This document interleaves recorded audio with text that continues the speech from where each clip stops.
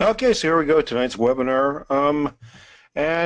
Just so you know, we are in Florida, and yeah, we're anticipating a hurricane. Ellen and I will fly up to Boston on tomorrow morning at 10 a.m. So we'll get out okay.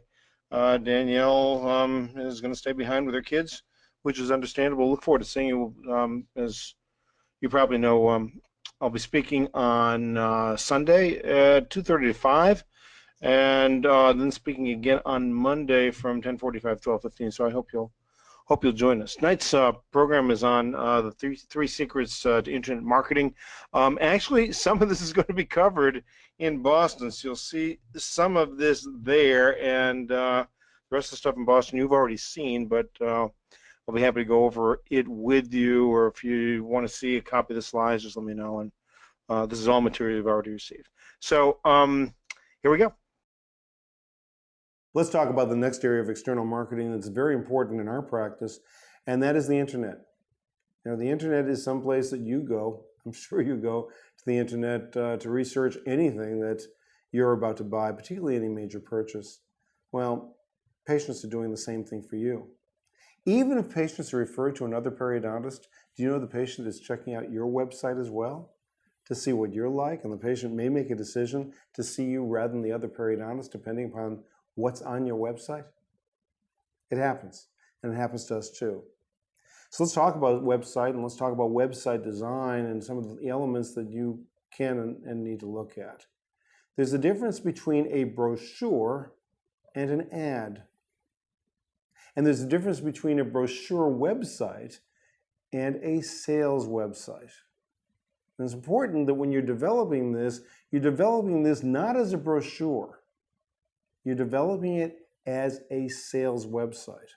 What does a sales website mean? It means that the website is developed in such a way that the eye is going in different places with the idea that the eye eventually goes to, how do I call this doctor? Because this doctor seems to be fantastic and is exactly who I'm looking for. If you're looking just to put information in there, that's a brochure website. And brochures don't sell anything. So in developing your strategy, make sure that you're using a marketing company, that you're not using a brochure company. You're not looking for the artistic benefit of this particular website. The most important part of this website is getting somebody to call. And some of the things we've talked about, even in terms of internal marketing before, success stories, smiling patients, an offer that the patient can say, all right, there's an offer, I can come in for that cost, for that fee. Ours is $79, as you know, for examination, x-rays, and CT scan if necessary. An offer that a person can say, I'm going to stop at that website. Because just as you do, anybody who's looking at a website will keep on looking at other websites in order to get educated. Well, how's that education going? The education it goes the same way for any potential patient as it does for you. That education is, I'm going to look and look and look until I find what I want. And then when I find what I want, I'm going to stop there. And when they stop there, stopping there means I'm calling. I'm clicking on that site. I'm making an appointment. And that's what's really, really important. Okay? How do we get people? How do we get people to that particular site? And the way we do it is with a Google AdWords campaign. Now, if you take a look and you go and you type in, for example, dental implants, Melbourne, Florida, and I hope you'll do that well, after the webinar is over. But look at dental implants, Melbourne, Florida, you'll see my name. Hopefully you'll see my name on an ad, and you'll see a little box that says ad right next to that particular advertisement. What's good about that advertisement? Number one, we can design that advertisement however we want. We can put whatever words we want, whatever keywords we want, whatever offers we want into that particular ad. Number two, depending upon what we bid for that ad determines the placement of the ad. What does that mean? It means that there are certain people in your community. Let's use dental implants, for example, particularly in a larger community. In dental implants, I can determine that I'm willing to pay up to $20 for somebody to click on that ad. Somebody down the street might be willing to pay $25 when somebody clicks on that ad. The person who's willing to do $25 will be placed number 1, and you might be placed number 2. You might be the second person on that list. And depending upon the surveys that are done, and there's different scientific surveys that are done to see positioning of ads and whether people click on it, would determine how much you want to bid upon an ad. You need a Google AdWords provider, in my opinion, to be able to give you that kind of advice. In addition, there's something called split testing of ads. You know, you may come up with a great ad. Somebody say, oh, that's fantastic. I really love that ad. And if nobody clicks on that ad, how good is that ad? And so split testing of ads means that you develop one ad, and then you develop another ad, you put them up on Google and see which one is clicked upon the most. And by the way, if neither of them are clicked upon, then you come up with a third ad until people start clicking on it. Why do people start clicking on it? Well, it has to do with what we talked about when we talked about market research for the magazine. If you're doing market research correctly, looking at what the demographics of your particular area are like, looking at what your patients say about you, then that market research may very well lead into an ad that might be more clickable, if you will. Now, why is it called pay per click? That's PAYPERCLICK. Remember we talked about the bidding that we talked about, $20, $25, and you have to determine what your bid amount is going to be. It means that ad stays there, and potential patients see it, but you don't have to pay anything until somebody clicks on that ad. Once they click on that ad, then let's assume that I bid $20 and I said the maximum that I'll spend for that ad is $20. Then if somebody clicks on that ad, then $20 is taken out of my bank account that I've paid in advance to Google. That's how that works. A good Google AdWords provider will know when a good time is to run the ad and when not. You know, if you have a bunch of people clicking on your ad at 3 o'clock in the morning, you can determine with Google whether that ad is going to appear at 3 o'clock in the morning or not. And it may be a good time, but more likely it's a bad time to run an ad. So in working with pay-per-click providers, they not only determine the bid strength, they also determine when the ad will be placed and when it's going to be most beneficial for you so that your budget is spent correctly over the month.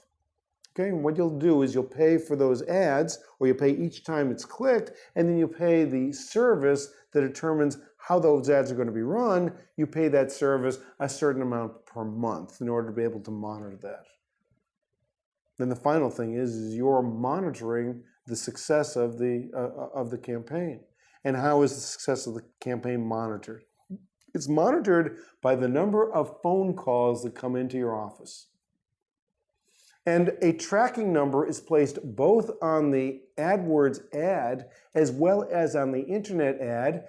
And a tracking number is nothing more than a phone number where we can track whether a person is actually called as a result of looking at that ad. Once we've tracked that ad and we know that people are calling in, then the next step is who's answering the phone and how is your staff member answering the phone. And I'll turn that over to you, Danielle, because you know that really well. That's right. I'm not really good at marketing, as you can see. He does all the talking.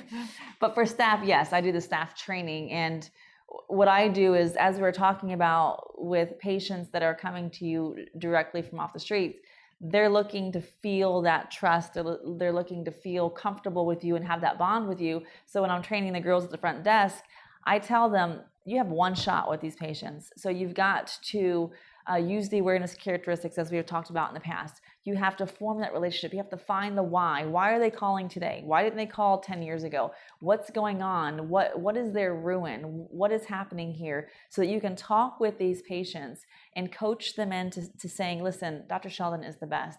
You're going to love him. You're going to love the staff. We're going to take care of you. We're going to give you options so that they feel good. They have that good feeling when they get off the phone. So it's their tone. How are they talking? It's the time that they're giving. It's making that patient feel like they're the only thing important right now, not the other line ring, not the patient standing at the counter. Nothing else matters but that patient right now. And so you're spending money to have these patients click on that. You're spending money to have them call that number. So we have one shot to make it happen. And when I'm training, that's how I do it, and that's how you all should be doing it that way. And we're training, and we go back and we look at statistics. And we look at statistics and see how many calls came in, because we can measure that through our tracking number, versus how many patients actually made that appointment. Right.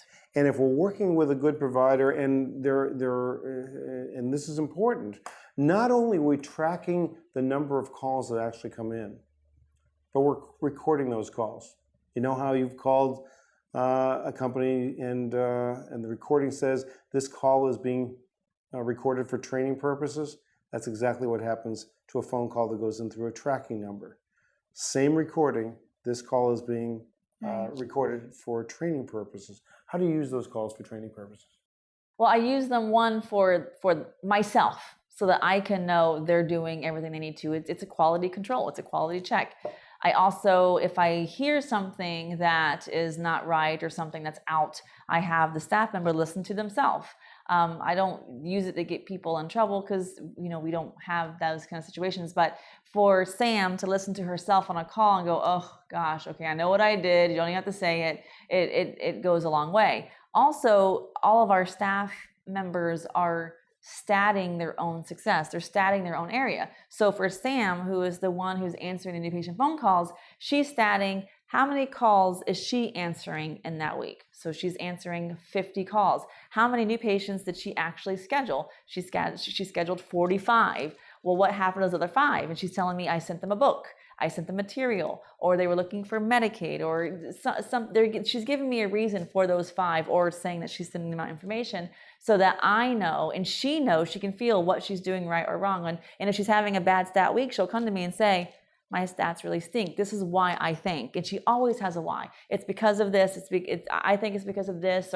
And she's coming up with her own solutions to what's happening, and we make changes based on that. Exactly right. And we got to make sure that the communication is opening. We're not saying that Sam is a bad girl. Sam is essentially making her own corrections. Correct. Remember, we've talked about flaps and handlings. We've talked about solutions programming. Right. We're always looking at solutions, and if you have top staff members, they want to create the best solutions they can as well. So part of this is statistics, part of this is listening to the calls, and part of this is letting the staff member listen to the calls, and particularly, let's assume that you have a staff member that you're just training how to answer the phone, and that you've done our phone training modules, for example. Well, then we have to get that staff member. That staff member wants to do well in your office. That's the reason we've developed these modules, to make sure that there's a method by which you can teach that staff member to do well. Then the staff member can go back and say, oh, I did item 5, but I forgot to do item 4. No wonder it didn't work. And that way we can get this training going and making sure that we maximize the use of external marketing. External marketing is expensive. We want to make sure that when a patient is using external marketing, or we're using external marketing, that we're getting the greatest benefit out of external marketing as possible. Making sure that the ads are run correctly, that they're designed correctly, making sure that people click on those ads, making sure that the phone answer is answering correctly in order to be able to make sure that she knows that she's supposed to schedule the patient and does, is the magic formula to making sure that external marketing works well for you. We hope you have enjoyed this video. If you have any questions in regards to it, please email us. The American Association of Independent Periodontists is there to help every periodontal practice do better. I'm Dr. Lee Sheldon. And I'm Danielle Dorner. We'll see you on the next video.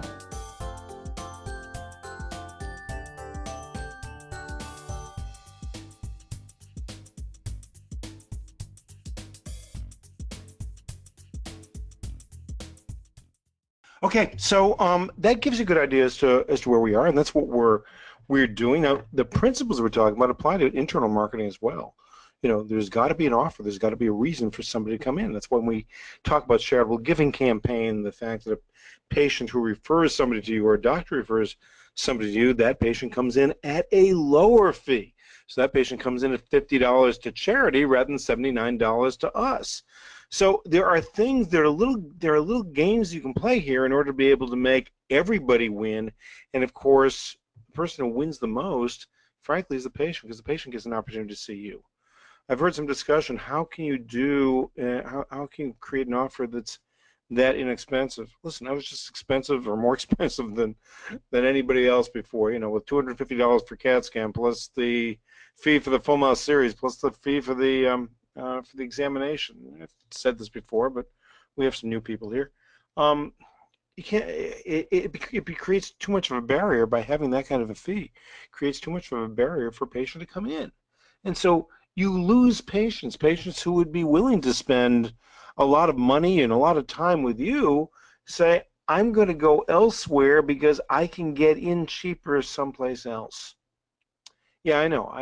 When I bought my CT scan, it cost $135,000.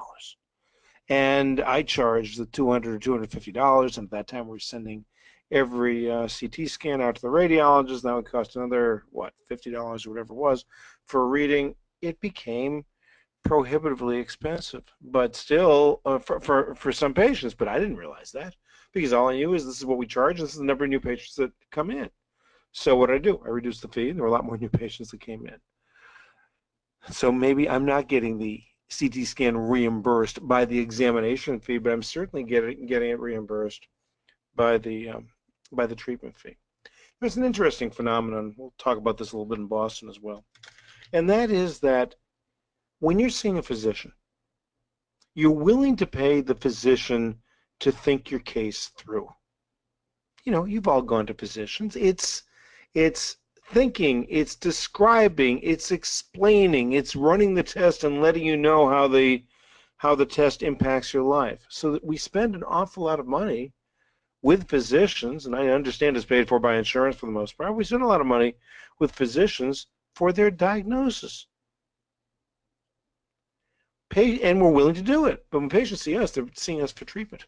And therefore, they're not willing to spend for diagnosis. They're willing to spend for the crown, for the bridge, for the implant, for the periodontal treatment, whatever it is, but they're not willing to spend money for the diagnosis. It's just not, that's not in our makeup. They think of dentistry as a doing profession. Well, I'm emphasizing that the periodontist needs to be in the thinking profession first, but I'm questioning whether we should charge and how much we should charge for the thinking. In our experience, we did much better at a lower fee than a higher fee. So for those of you who are sticking to the higher fees, try a lower fee just for a month. Just try it, see what happens. You know, you can always reverse your field. You know, you can always change a fee on a website. You can always change how you answer the phone. You can always change how you're broadcasting your fees to your referring dentist. You might say, we're going to try something for a month. I'm going to reduce the fee down to $79. Let's see how it works. You probably write your copy a little bit better than that. But give that a try and see if that doesn't increase the number of new patients. That's it for this edition of the AIP training series. We'll be back on September 27th. Some of you have on your schedule September 20th. I corrected that schedule and sent it out, I believe. September 20th is Jewish holiday. September 27th will be good for everybody. At that time, we're going to have the marketing expert from Gilead Dental Marketing on, and she's Mary Louie is somebody I've known for years. She knows this stuff and is going to be able to help you. And we'll talk about not just paid Google AdWords, but is going to talk about some of the free things. That's free, F-R-E-E, the free things that we can do through Google My Business and a whole lot more. Look forward to seeing you in Boston. Hope you'll come to visit. We'll have a booth at the exhibition as well, booth number 113. And if not, I look forward to hearing from you. As always, please send us emails. They really make a difference, and we love answering your questions. And we'll talk to you here on the next webinar on September 27th. Good night.